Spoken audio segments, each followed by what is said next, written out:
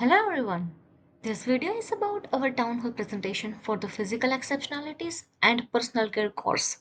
Our topic is assistive devices for visually impaired, a subject that truly makes a difference in education and inclusion for students with visual impairments.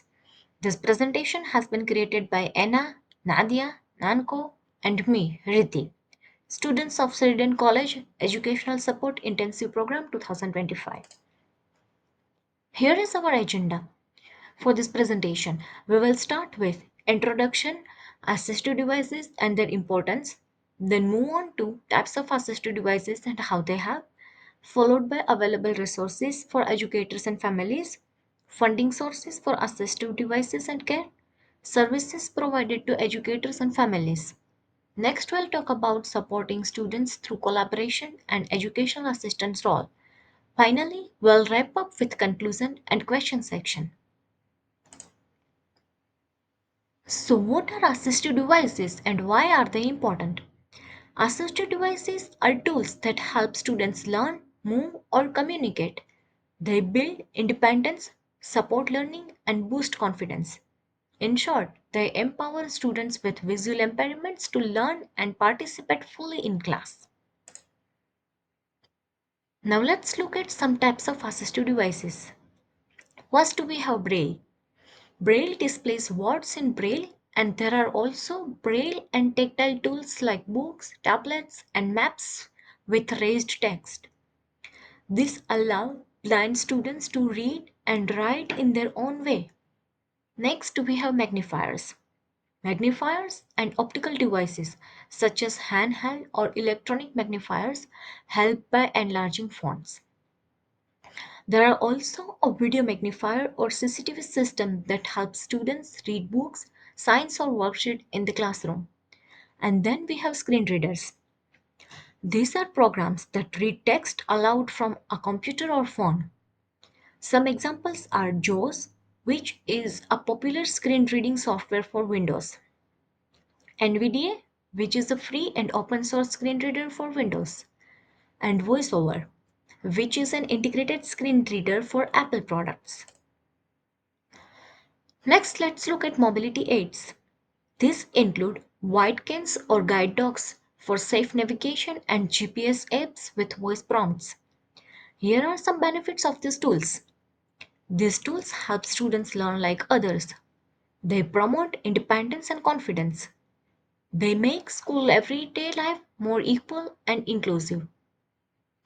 They enhance independence, safety, and quality of life.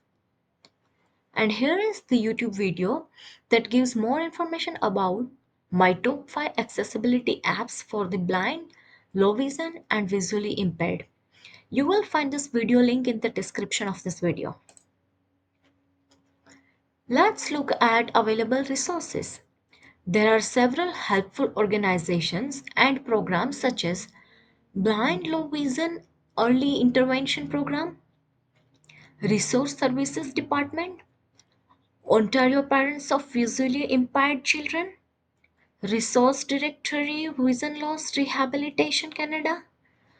There are links to website where you can find useful information and contact options for educators, families and students. You can also explore guides, programs, support services and tips for making learning more accessible and inclusive. And again, all these links are already in the description of this video, so you can check them out anytime. Now let's talk about funding sources for assistive devices and care and some challenges of screen readers. For JAWS, the challenge is the cost barrier as licensing can be expensive. For NVDA, there are software gaps since it's free and open source, which can sometimes slow it down. For VoiceOver, it is Apple only, so you must have an Apple product. There are also funding programs in Ontario Assistive Technology like JAWS or VoiceOver. For more information, you can click the link here and find all the details. The future of screen readers rely on AI and developers, building accessibility from the start. With technological advances, assistive devices are evolving into strong tools that help people with disabilities become more independent. Funding is an important part of supporting assistive devices.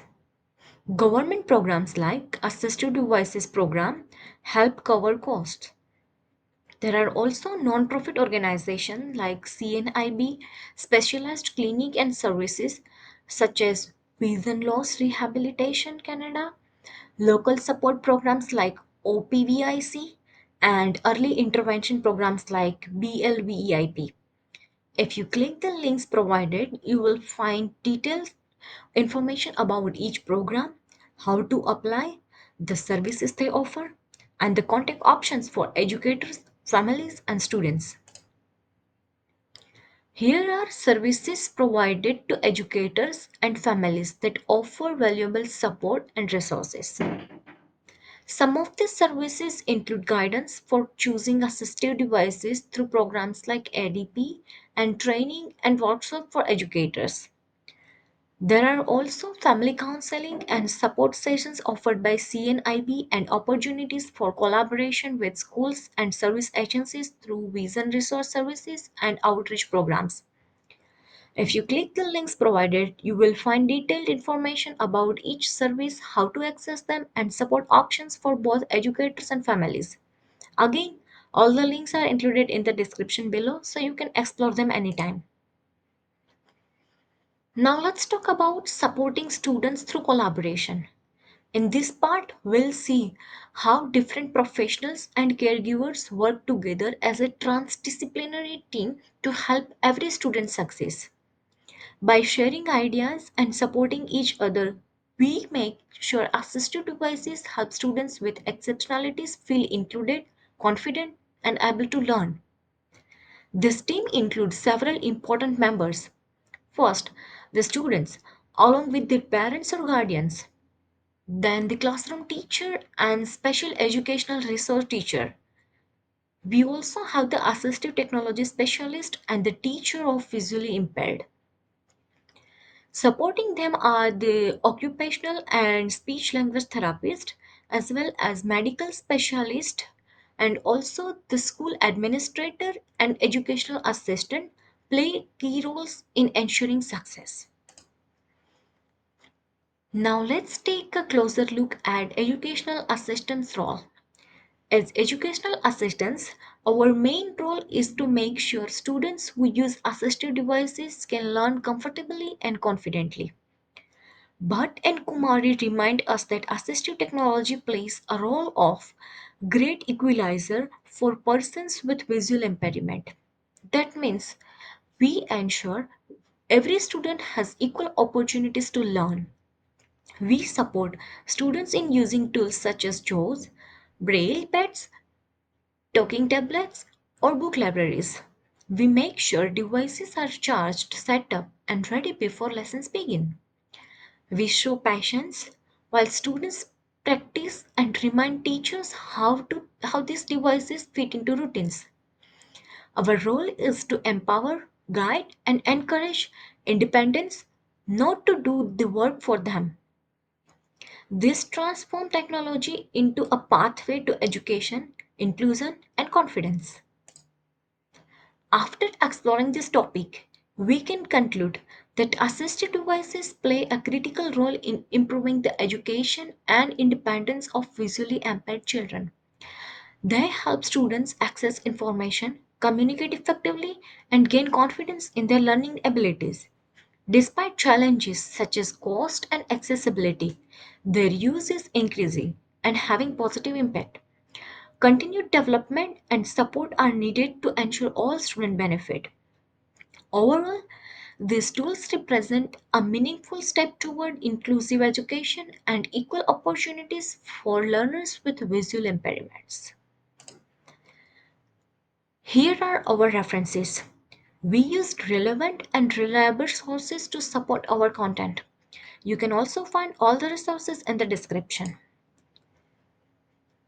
Thank you so much for watching our presentation. We hope you found it informative and helpful. If you have any questions or would like more information, please feel free to ask in the comments below or in our discussion thread. Thank you again for your time and attention.